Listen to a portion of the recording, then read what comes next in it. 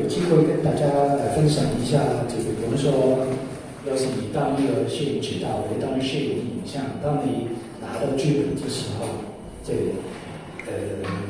大概应该怎么做啊？这个都是分享，所以反正我觉得是叫我跟你们分享的时候，我喜欢你们随时举手问我都是啊。这你要是你想有些不一定跟人有关系，反正你想问就问，好吧？因为这个都是一个分享，没有什么不是不要当一个我跟你讲课就这样子，好吧？大家都是一个分享。那么我在讲之前，我放一个片段啊，大家先约上。你麻烦你放这个双你哪一个？双你哪一个？那么开完就讲一讲啊，这个从影像方面。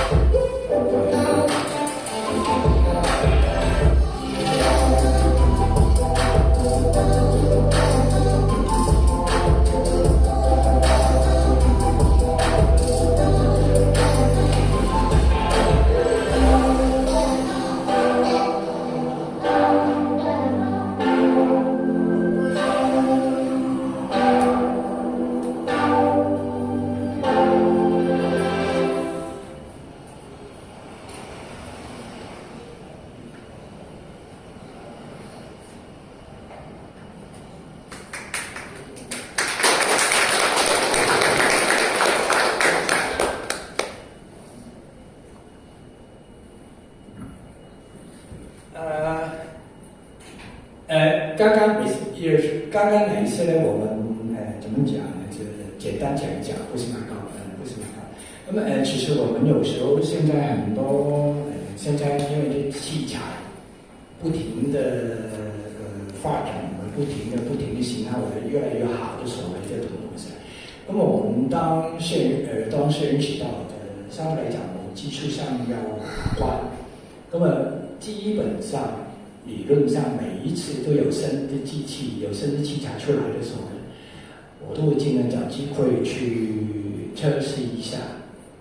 测试一下这个意思是说，可能我自己私人去测试，可能也是帮他们一起去弄一个片子出来。那么这个是说你们现在不叫 Burano， 你们英文是 Cine Alta B， 这我不知道。技术下来，反正这个机器叫 Burano 的 Cine Alta B。那么那时候他刚刚生出的时候呢，我就帮你拍一个你们叫示范片吧。他们因为在这个机器在新加坡发布的时候，那我拍了，我去跟他们分享，在菲律宾拍的是这样子。咁就里面跟拍电影基本上不一样。这反正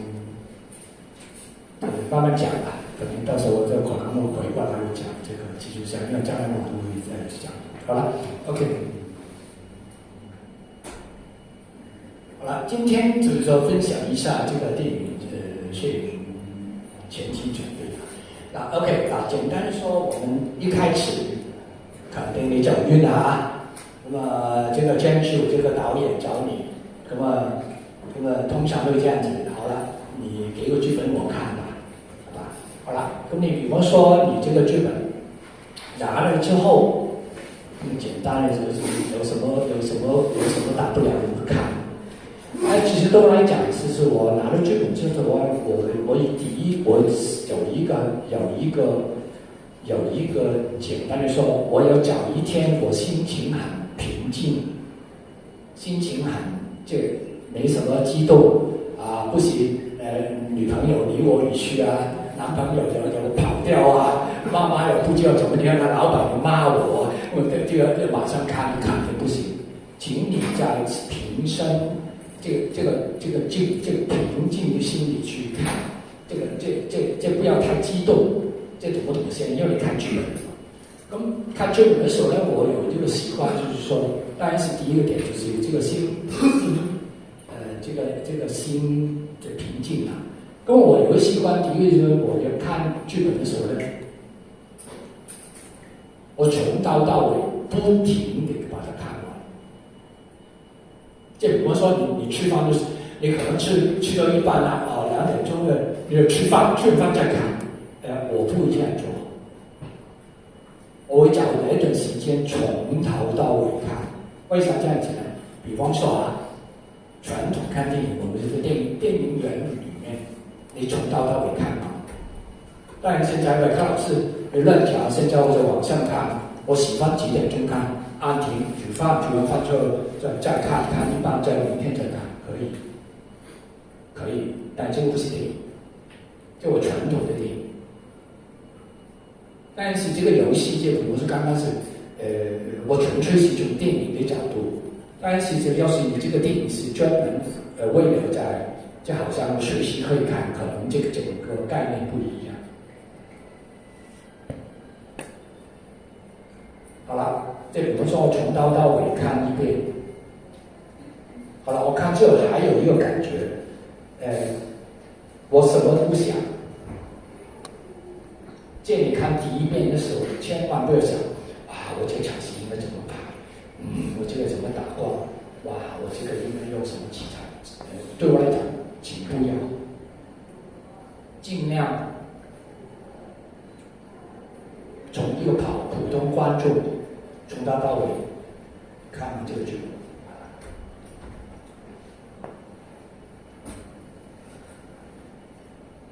好了，大概再讲给他。好了，这第一期看，好了，那么看之后呢，你看完之后，先对我来讲，你要消化你自己对于这个剧本。对我来讲，你可以分。你是专业还是普通？对我来讲，你无所谓就无所谓，反正你看完，你肯定有一个概念，这里肯定有的。你看完这部电影，你肯定有这个想法。好了，想一想之后呢，对我来讲，最后就不要技术上想东西。那么对我来讲，我弄完之后呢，我还要看第2遍，可能不止，可能第3遍。第2遍，对我来讲，我不会马上看第2遍。我呢喜欢，看完第1遍之后，先消化，不要有那么多，这个分析这个电影怎么样。消化之后，放1-2天，可能看你可能你把它放在哪里，就可能不要想它。这等等，可能1天2天，今天心情又好了，中了彩票，这等等，这心情非常好，我看这个剧本也是喜剧来的，好，马上看，从头到觉得是第二遍律师是说，第二遍就好是不要，可以的，不一定啊。我就不会马上看，我会放下来几天，然后再看第二遍。好了，当看第二遍的时候呢，好了，不晓得哪个人会有几三次。那第二遍的时候呢，可能对我来讲啊，你要考虑，可能是从技术上来考虑。就比如说，当时我是摄影指导，摄影指导就摄影师啊，这个比方低一点点的。那么我要搞影像的，这个戏有想很多东西，这个不能。第一，就很多考虑。第一，对我来讲，你先自己先消化。第一，这个电影是怎么样？比方说，这个是动作片来的，这怎么回事？从头打到尾的。这叶问讲原来不是，这个是《流浪地球》科幻片，这表示很多特技。这我们继续下。刚刚比如动作片，肯定有很多武打，有个武术指导，有提升臂力、景天打。原来另外一部呢就爱情电影什么我爱你就是一男一女。而且现在好像有些儿童电影，这不是儿童律师，是给儿童看的，比如说拿着2这个另类的，这我觉得是它是基本上这个荣耀，就比较大人看嘛，这个小孩也可以反正这样子，就是另类的这一种卡通片，因为基本上它不是拍出来，是电脑建出来，这另外一种概念。好了，那么我读完看完第二遍的时候呢，咁要是你先知道呢，你先想一想，你会大概这个事，你怎么有处理？这可能对导演会问你这个戏风格怎么样？我是不是全部手提？这个做，比方说恐怖片，这怎么回事？我恐怖片我们有手提了，这个人嘛很恐怖，谁说的 ？Stanley Kubrick 拍《Shining》吧，这个美国人的这个写闪灵从头到尾，阳光普照，空空的房顶，它的概念不是用这个关门器具来的，它是心理。这个技术上你自己要把关，怎么样去？怎么去？其实有很多方法，这怎么东西啊？我们从影像方面，好了，但是只有一个想法，你先有一个概念。这个概念呢，好了，对我来讲，这个概念你肯定有了。好了，弄完之后，这个导演肯定会找你的嘛，对吧？喂，心情好了没有？好，也看了1个星期哦。因为看完大家坐下聊聊好这种嘛。如果他说好，我们肯定导演有问题就出来聊，也就是导演。可能我不知道，因为通常摄影指导是导演讲，或者可能是监制，可能也是演员讲，我们看情况。反正都是讲完之后，基本上都有一个沟通。好了，有问题可以问随时可以问。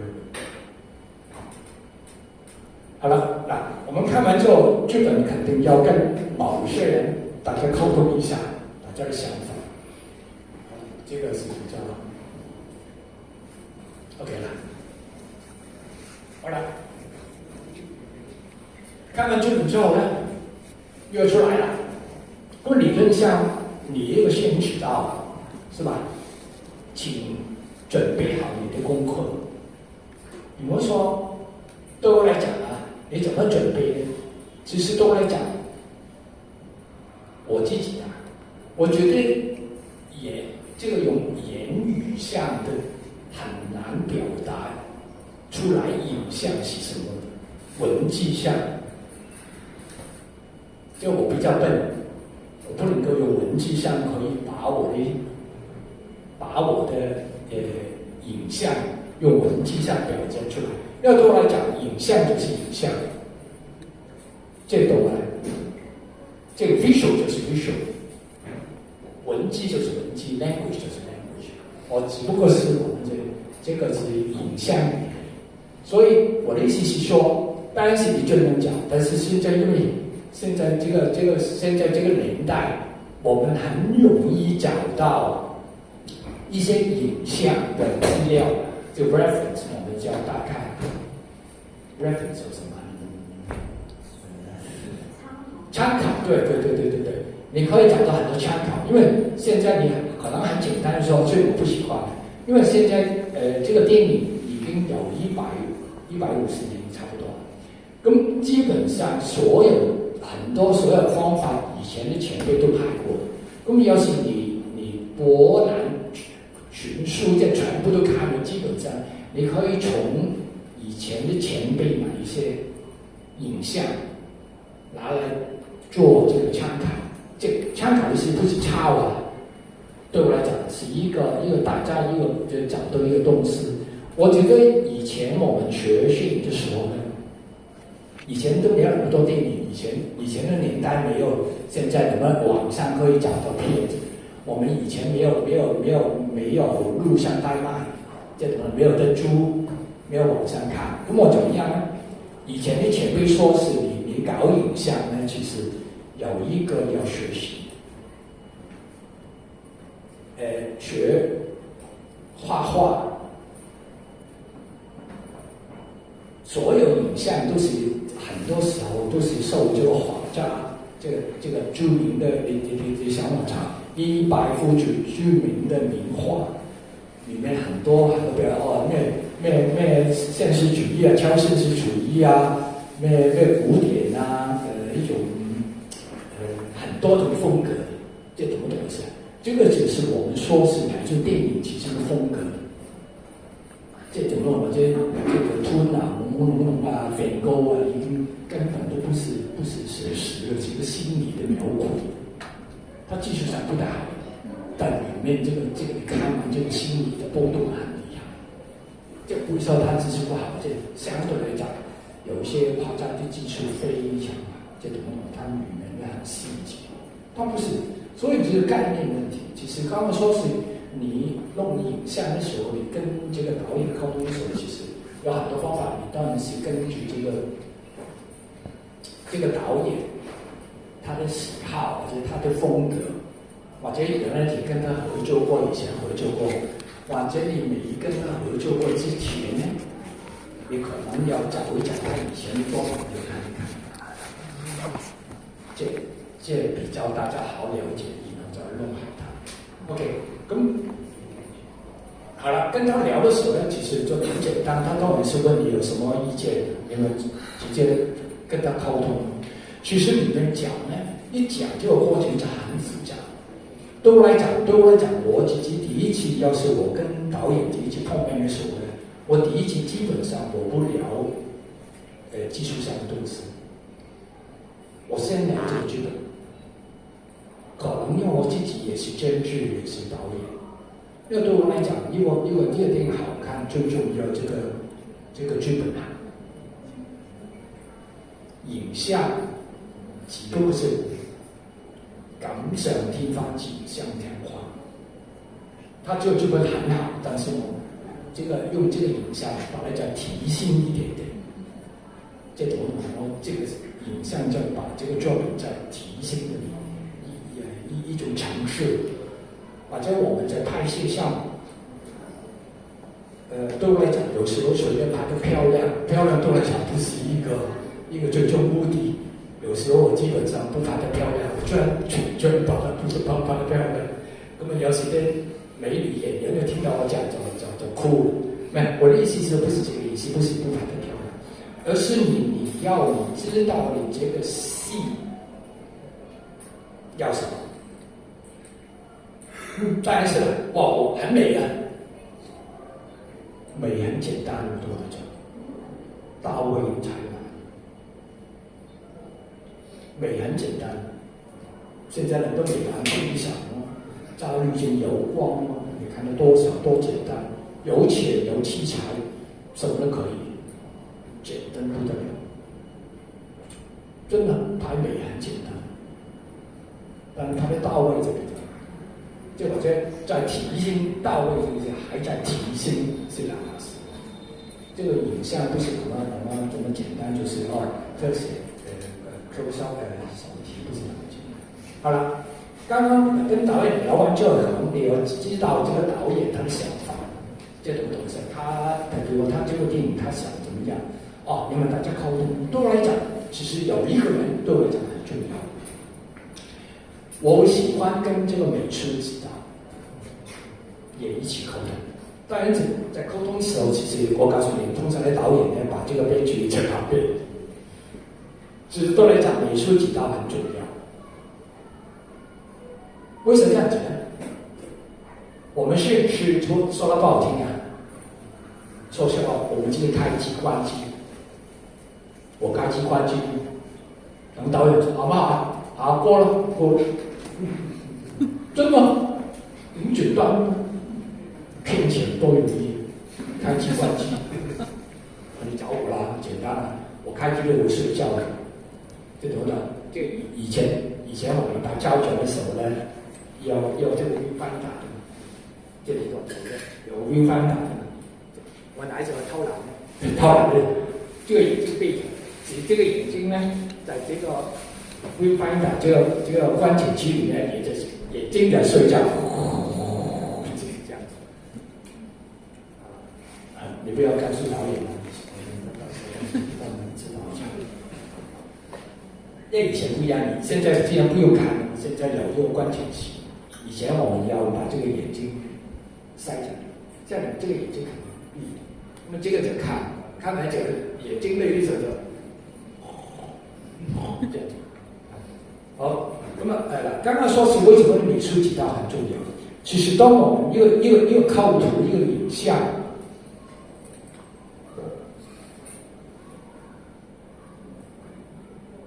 里面包含很多东西。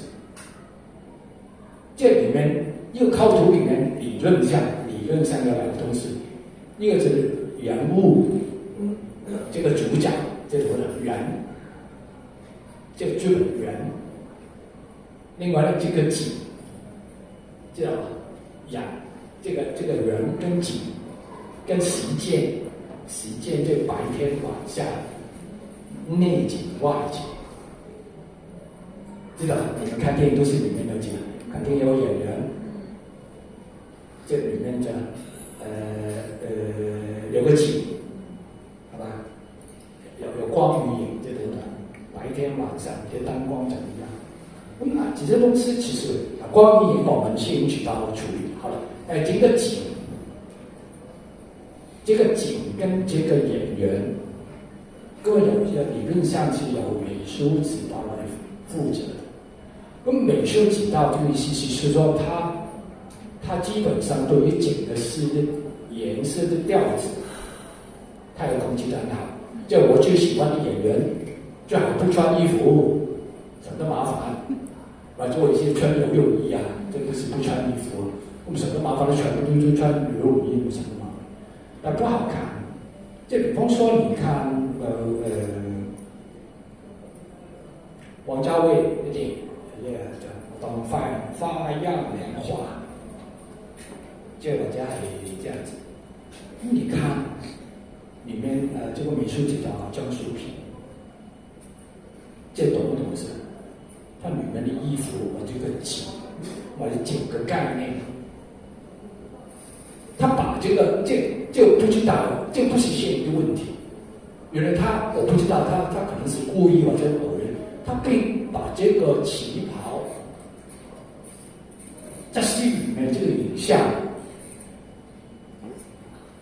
变成很重要的一个元素。它不是剧本来的，这种的，它不是剧本里面我要这个旗袍，不是，它只不过有服装。但为什么很厉害？这个就是我们说，它在美术方面已经做到另外一种，提升到另外一种。其实我刚刚说是我们影像也需要这样子。就我有时说，这个要是有那么好的美术指导这种的，其实谁美？其实哪一个摄影师，我不会说这个摄影师不好，其实谁开机关机都一样。但是要是你厉害，你再把这个再提升一点点。这点在处理的镜头，就比如说待会我会讲到这个剧情，就比如说现在我拍电影是，这个景太窄了，我不要。哇，我搞错这个走廊，咱们这样怎么拍？你王家卫有些其他的，我就是喜欢这个窄，这头脑前景后景。不予说我这个是挖，但是啊，你要搞清楚啊，原来是千军万马，不能肯定大的地方来，不能找个小的地方来搞的吗？所以你要知道你搞什么，那后面有讲这个东西。刚刚说是其实，这个对于我来讲，从影像来讲有很重要的，这个美术指导很影响你出来这个拍出来的影像，这个感言力，这个impact这种东西。因为要是我简单说，要是这个美术指导它根本不好，我对不起啦。当然我们技术上可以够就回来，但基本上要是你眼睛亮，它东西不好，只不过是用一些包装令到它好。这懂了，包装就把它光很亮啊，其实你实拍，可能我们有时候会这样子，比如说我拍。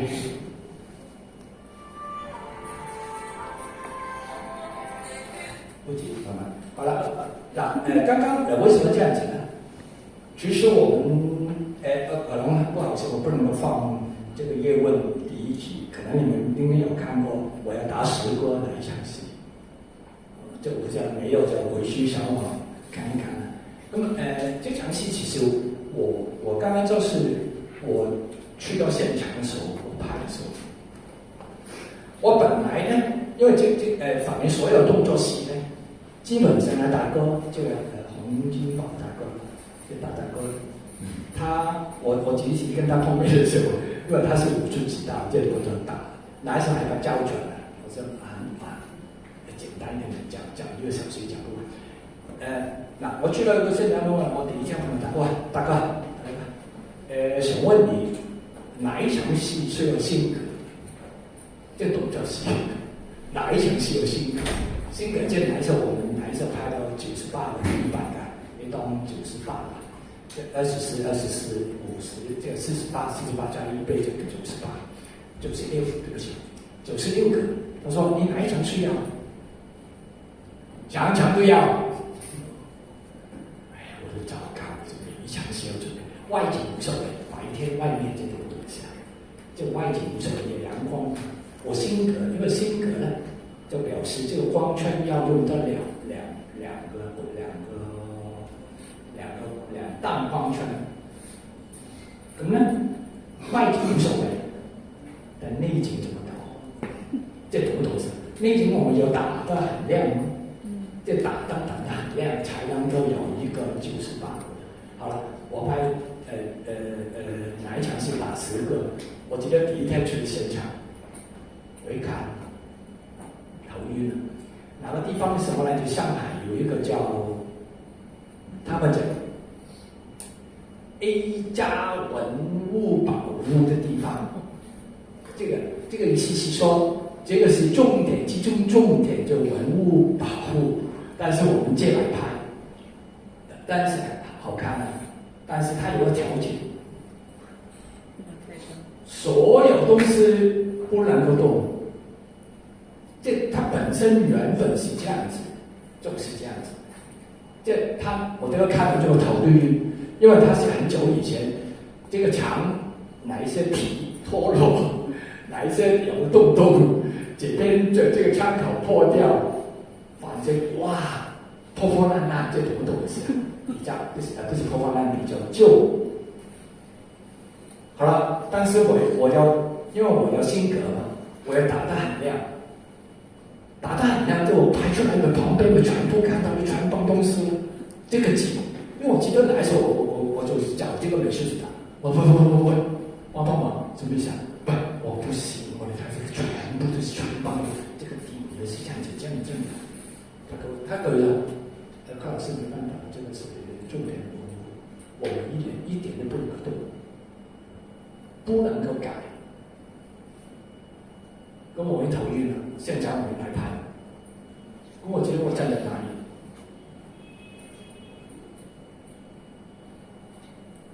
我想了很久，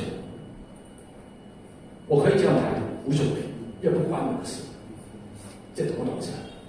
每个不是这样子的，大概有性格。突然之间，我不知道我想了大概不知道多久，我就跟这个灯光师，过来怎么样？把全部的灯全部关掉，全部都不要。他看我，你讲什么？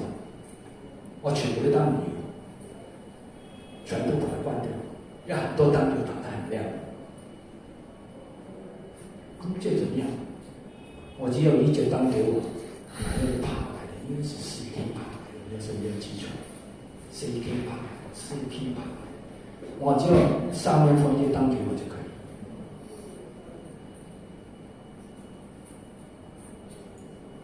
他看着我这定了5分就。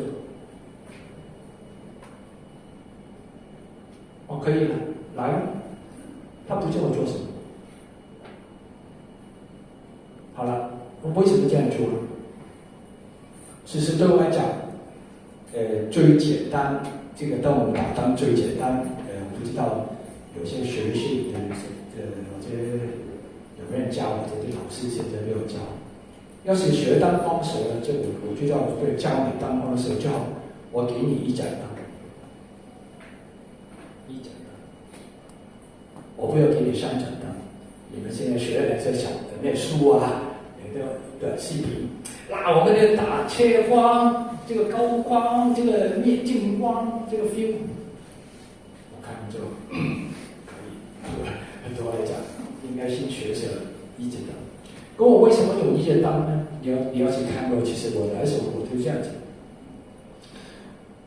其实我们这个上面这个叫2楼。打上来的时候，其实因为我整个墙地是，这个榻榻米在地上，他们这个叶问跟他们打的时候，看脚在榻榻米的，榻榻米其实对我来讲是有反光板，这是一个 reflector 一个反光板，这个灯一打下去的时候呢，它会反射出来。feel 到这个面光，这懂我意思吧 ？feel 到这个面光，咁可能我有時候在旁邊，我只不過需要一個反光板，可能很大，就回一點光，就回一點光給他，這叫 feel light， 這個叫光，即係回補它，這不是主光，這個 kick light 叫 key light kick 這個這個扣電光人睇啦，咁feel light 這樣子，好了，咁我這樣拍，但是我裡面每一個鏡頭我都從電影來講，其實我叫理論上是理論上不對的，實質上是對的。因為我每一個鏡頭我都根據我構圖，我把這個燈移來移去。嗱，實質來講，就比方說我現在這個燈跟我打了，我這個近光來都看到，這個現在近光。但是要是這樣拍的時候，我理論上是逆光的嘛，我把它，我每一次都把它拿到我最喜歡的角度。為什麼這樣子？因為這個是動作片，可能你還沒有看清楚影上的鏡頭，所以你最主要要看着很漂亮、很統一。這懂不懂先？這每一個是很統一，這個風格理論上是錯的。我先強調，理論上這個光源不接，我觉得这个灯光是这样讲，你反而这个灯光，刚刚他这边打的时候呢，你反过来，这个灯应该是在前面的，我不理他，我要漂亮，就移到台位，根本就是这样子。那么这所以我们刚刚说是这个景，我为什么这样子呢？其实你要是人家回去看的时候呢，其实有一个镜头，特别是甄子丹这边打完就打到最后哪一个呢？打10个就他手就第一角度，你看这个要没办法，我一定要拍这个角度，我不能够，但是这个景我也没办法，因为这个闪光太多，看到下面是有点破的。你到时候回去有机会看看这个低角度这个背景，你留意这个背景，我一尽量把它弄得最黑，这种不能因为它很丑。所以我尽量用灯把它，这其实刚刚说是我们的灯虽然要打得漂亮，其实有任务的，请你把这个丑的东西隐藏上去，不要给它出来。这个也是我们当摄影指导的任务，而不是说我要拍得漂亮，对不起，拍漂亮不重要，隐藏哪些缺点都要找。这不对，不应该出在画面上，哪些对我来讲很重要。那美女怎么拍都漂亮，不拍也是这样子。梁朝伟怎么放弃就可以？谁哪有需要我们担心？我们担心景啊，我比较低层区一点，我不是很大师。那么就这样子，好了。刚刚说是 OK 了。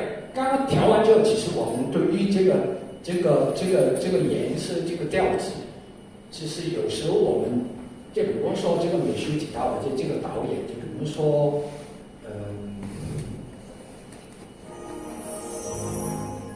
就比如说他有一个风格，就比如说，怎么？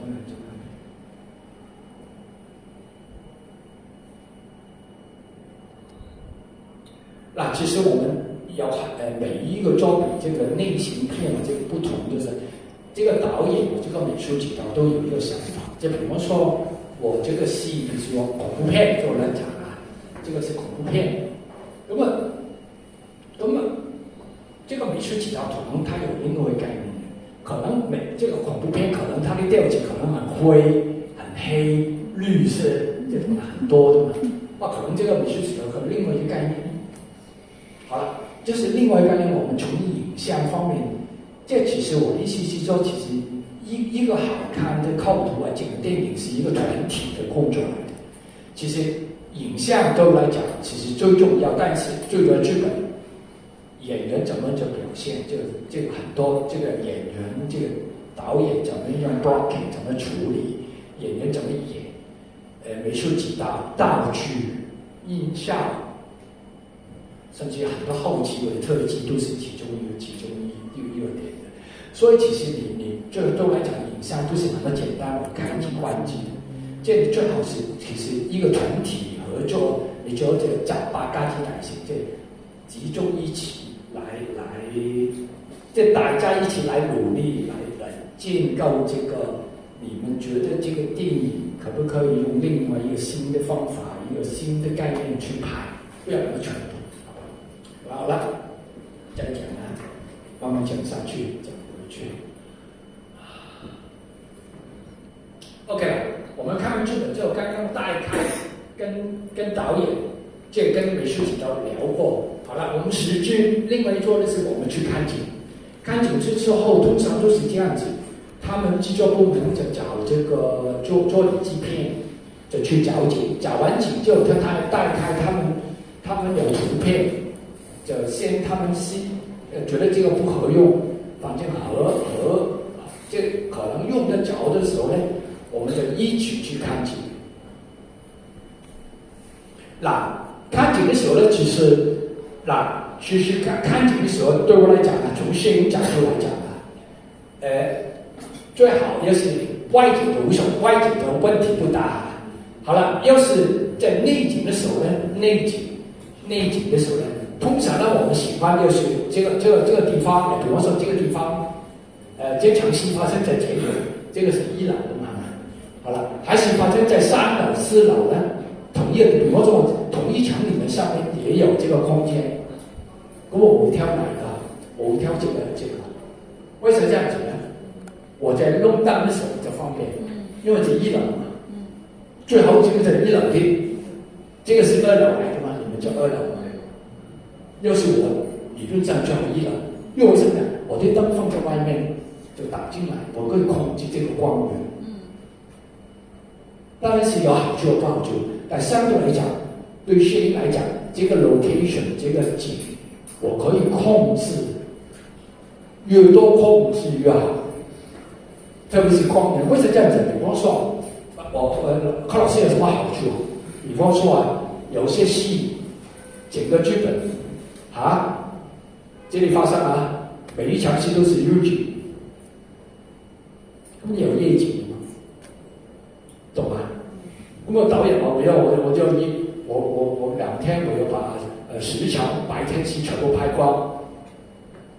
没事，你每天拍半天，第2天早晨再来，太阳上升了回来再来拍，可以，但是效率不大。我全部我控制光，然后你随便拍个20小时给你，我不开心。老板听我开心，本来拍10天，1天拍完。作假啊！这本来10天的，一天黑通告，第2天再来。有什么24小时啊？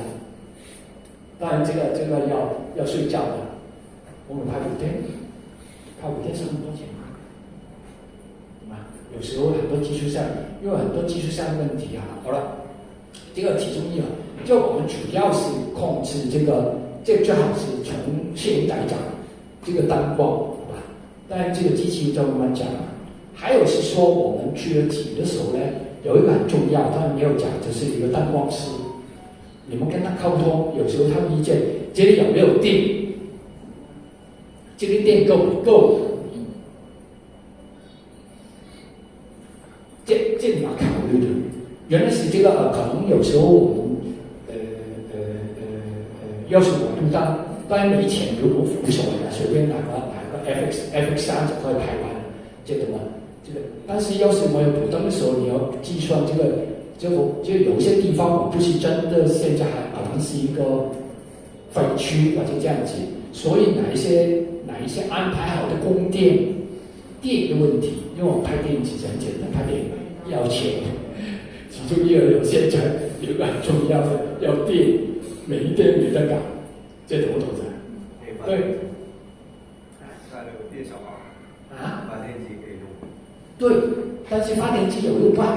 我们说是发电机，我说是专业的发电机，这个没有声音的，我们便宜没钱来用呢，就有一个小的发电机，一开机，咔，大哥，我不是摸骗了我的收音的，都买手没钱没办法。把它拖一条线拉得很远，就比如说这里拍，拉到留下拖到下面，因为你的声音没找响，都是这样子。我以前没钱的时候拍的这样子，把这个发电机。你刚刚说有钱没问题啊，有钱我拿发电机根本没声音，还有几十万，怎么可以？没问题。后期再配音不就得了？啊，对，很聪明。我们呢现在呢，其实我告诉你，以前我们年代的时候，它交准时候，基本上以前所有电影都是后配的。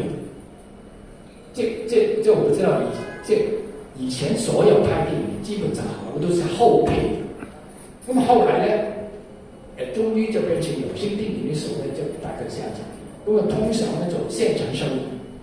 咁现场收音的意思是说，我们尽量把现场的收音可以用到，当然可以用啊。原来你现场根本不能够用的，你录来干嘛？当然是我们叫该出来这种东西。基本上我们现场收音有个好处，有时候哪一种氛围或者 ambience 哪一种，这有时候你后期可以跟这个现场。但是同一个演员可能，对，不到位，这个氛围这个达不到。他可可以，专业人士可以，但相对来讲，可能跟现场味道很强一点。我记得有一个电影，叫什么来着？有个枪剑的，开枪的，这个老外电影来的，开枪而且就是在一个现代城市，这个歹徒跟这个两个开枪，两个 M16，两个机关枪，那么我记得这个导演就去到这个大北，最后音效那边，他这个做音效，他会把每一段的这个机关枪这个配上去，配完这个导演不行，什么不行？我每一个都做得蛮好的这个效果，他说太好了，没有真实感。什么意思啊？因为他现场他们真的开枪的嘛，他现场有录音的嘛，你把现场的录音全部用了搞定。因为我现场我带着iPhone 听，我带着耳机听嘛，一些加起来就没有这个真实感。那他买的是一个是的，不是他不好的是这个戏它有质感，这个站感，这个不是。那当然是分配这个音效的每一枪，很漂亮，但没有这个质感的，没有这个感觉。因为我们有时候看电影不一定要每一个很漂亮的，这每一个镜头很美的，真的。有时候我觉得有时候不完美才是完美。这刚刚你看我之前放哪一个，有一个手机摇来摇去的。你忘记了，你不知道，有机会你们再看吧。就是你想重看刚刚的哪一段呢？我在哔哩哔哩里面呢，你打歌星配我有一个，但我直接放了几段，其实我有很多片段我没有放下去，我直接放了这，将来有机会，放多一点我自己的一些作品上去。那个是重看可以看，反正在哔哩哔哩可以找到。找我歌星配，这个应该Sony Burano，就是 Sony Burano 那个很难找。OK， 咁啊，我哋就講完好 location。咁啊嗱，其實 location 很簡單，就是說，剛剛你要知道你理論上啊，這個理論上，你要找的這個景合適，即係比方說我這場戲。原来我找到这个景全部都是在厕所很窄，就比如说这个导演我喜欢这个窄窄的，这比如说原来是这个地方啊，这个厕所，我们的厕所，比如说啊，我这个厕所里面有几十墙戏的，但现在找这个厕所呢，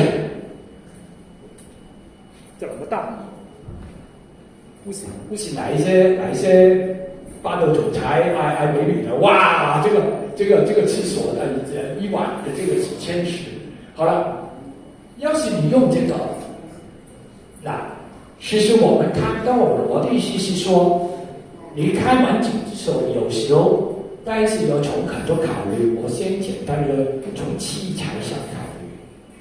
那比方说啊，我这个景，我很多景都是我的这个剧本都是这个地方很小的。咁我在选机器的时候，我不能选那么大的机器，这懂我意思？因为你放不下。我记得我很久以前我拍了一个电影，当时你知道，它就是这样子，它就这个厕所那么小，这个地方那么小，小完之后他说：“我导演，你的景全部都拍不了的。”太小了，那么他看着我，就不理我就好了，我就拿手就，我很久以前用这个单反不是无反，我拍他哪个电影，他其实哪个电影是其中一段，他哪个好像3段，有3个导演拍的这样子，跟我他哪一段我全都。哪一首别人是尝试其中的一个，我用可能不知道 Canon 的7D 对，我用来拍那个电影，那时候还没有无法，我聊2台，我去美国改加了这个 modify 把它改了2台过来，就变成可以里面就可以用 PL lens。PL lens 也就是说什么叫 PL lens？ 就我们基本上我们拍电影的镜头，这个 man 我们叫 PL lens， 这里面呼吸1 man，Canon 就 RF， 那可能 C man， 这种东西啊。咁我們拍電影就叫 PL man， 即係乃是比較專業，就把它改了，然後跟風。咁個乃是就大概是這樣子。咁你這個意思是說，其實這你要知道你自己夫妻台方面怎麼，就比方說，好了，這個劇本原來是我的劇本呢，全部都是夜景的，夜景恐怖片。啊，這個流浪地球，不過永遠就晚上流浪地球。因為啲導演去找那景呢，沒有街燈就要，這懂不懂？有燈就不要，他覺得是有燈就不覺得太繁華，就覺得很寂寞。全部的景都是晚上沒燈的，我沒問題。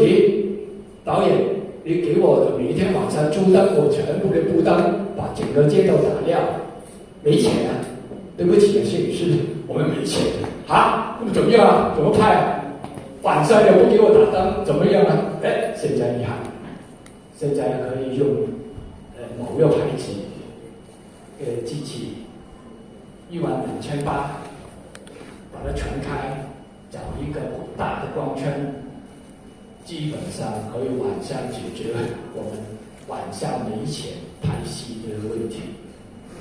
因為我們傳統的攝影來講，叫拍戲最糟糕是我們以前的膠卷手，最大的困難就是拍夜景外景，因為那時候膠卷的 ISO 低，就 ISO 嘛，這 ISO 以前最高400度，我們加沖一旦變成800，現在800不夠，以前的鏡頭沒有1.幾啊，會加1幾嘛，你不要你現在很厲害。那麼現在呢，要是所以現在要是你晚上拍的時候呢，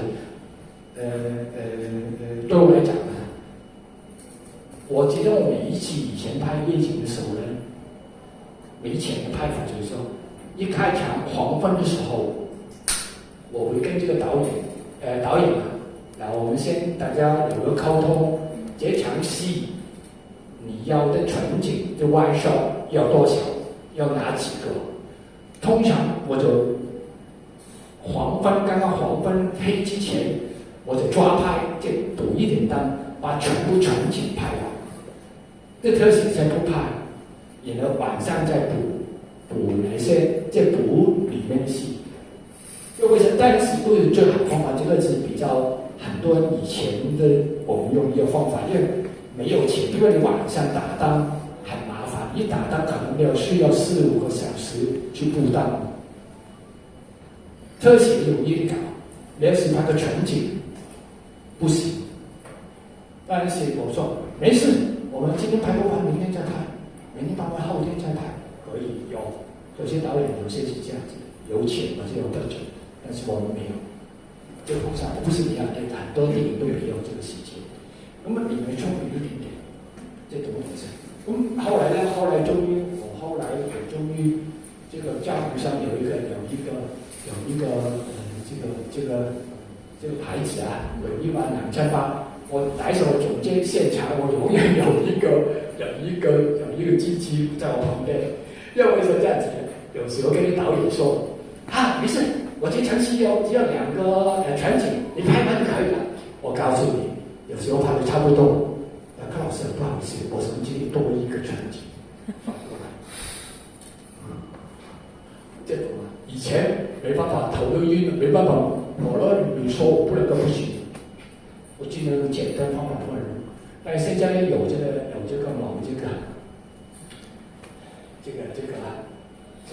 個機器之後呢，夜拍王之後呢 ，night for day。以前呢有個對白我們叫 day for night 嘛，這你知不知道 day for night？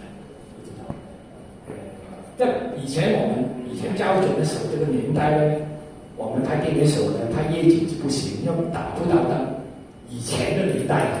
那么怎么样呢？他们夜景的时候就用白天来拍，白天你要把它压到很黑，这个 day for night， 这日昼夜，这日变白天就大概是这样子。那么现在这个机器刚刚说是这个 S 牌进来一个12000帕的一个，现在反过来还可以 night for day， 这里可以晚上，这个晚上原来可以拍的变成白天，所以这器材进步对我们是非常好的，好吧？好了，反正大概是这样子的。要拍了，哎，好，讲完了行，我要拍了，4点钟完了。哎，这糟糕，还没讲。好了，我讲快点。好了，刚刚说是简单，那么看完景之后，我们要根据这个景定下这个器材跟这个沟通之后呢，其实刚刚说是已经定好风格，这怎么东西啊？因为这个定风格的其实是我一开始已经定好。只不过是根据现在这个有实质的一个场景，我们刚刚落实，我们怎么这怎么 execute 怎么执行它怎么拍这种东西，好吧？咁好了，先讲拍的，好了，之后呢，好了，弄完之后，我们通常都是。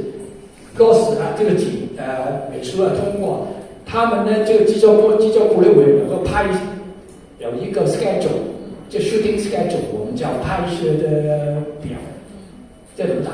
就比如说这部戏我要拍20天，都讲比较没钱啊，20天已经很多了，就可能是几天，拍手像拍半年、拍1年，好了，反正有一个表，有一个列表，列表就是它会里面大概是这个景。哪一天拍，这个景哪一天拍，这个外景哪一天拍。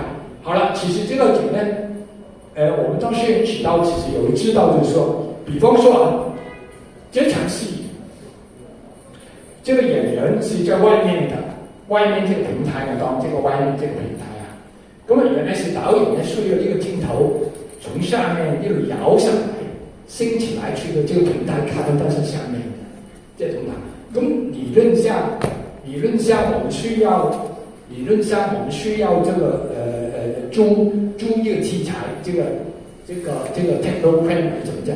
咁你要安排这个制作，这个就要安排你们部门或者这个助手或者灯光师知道你哪一天要准备这个器材，这个是 preparation 安排的好，出了现场。你没有点，我没有点，这种的要弄好。好了，拍了。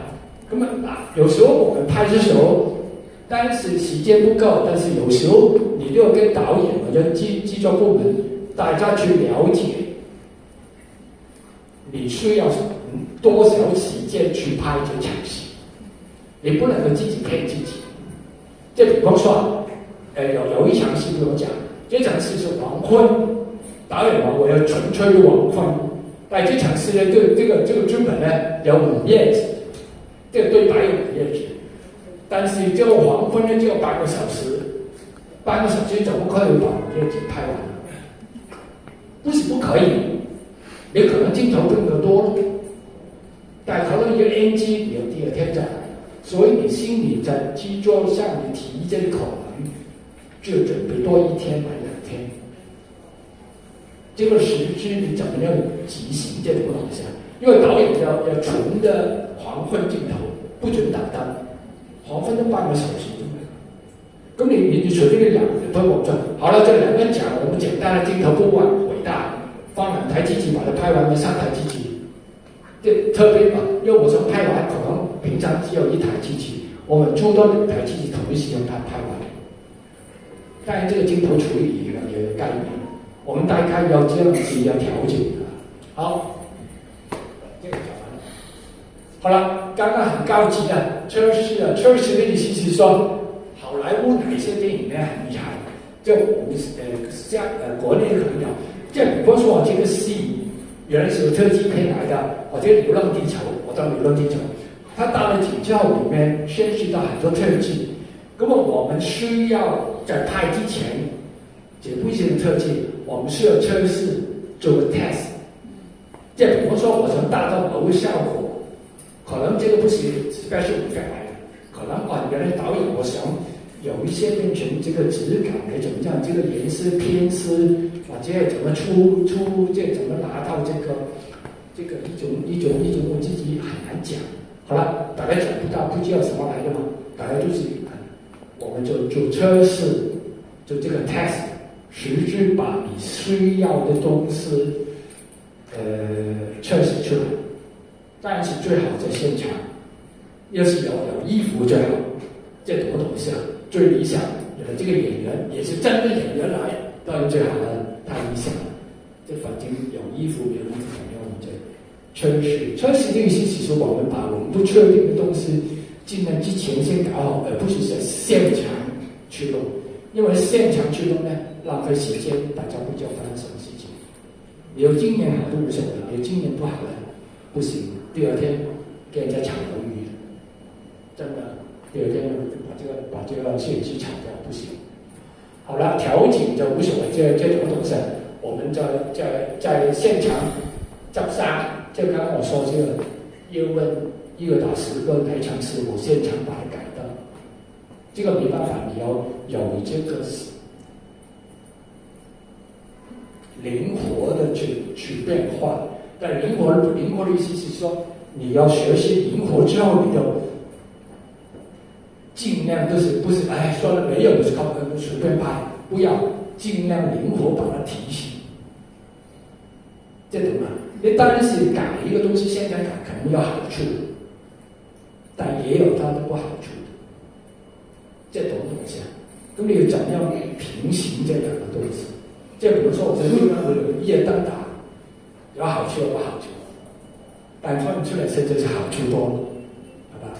好，好了，沒有了。這個是這個我最不喜歡的。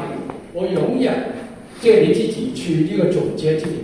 我有個習慣，永遠我自己拍完個電影，我不管是當導演或者當演員、當監製我不當監製，我永遠不喜歡重看我自己的電影，因為我每一次看我都很難，我自己會看自己，我笨，為什麼拿手這樣子，傻，看，專業一點不看，不是，所以我不看，我全部不看，但是我會看，但是我基本上不會看，因為我每一看一次我都受不了。真的，我永遠挑自己的毛病，好的我看不見，一點都看不見。真的，我記得有一次講完了，有一次很久以前，香港劇照我第一部電影，那時候修復版，20年就修復版，在這個國際電影節放首映，在兩天，咁我跟陳果他們邀我就上台講完之後就上去看這個電影修復版。我也有看20年，我看了就，為什麼這樣拍？我有這樣拍過嗎？這個鏡頭是這樣子的。我現在要是這樣拍，我不會這樣放，這很奇怪，這自己都不知道，可能不是我拍的。好了，沒事。今天大概是這樣，今天時間差不多了。可能我剛剛我用快一點點的，他要講的太長。是不是？好吧。還要再放一段你聽話還是？放了，時間夠了嗎？謝謝大家，我們有請邵老師。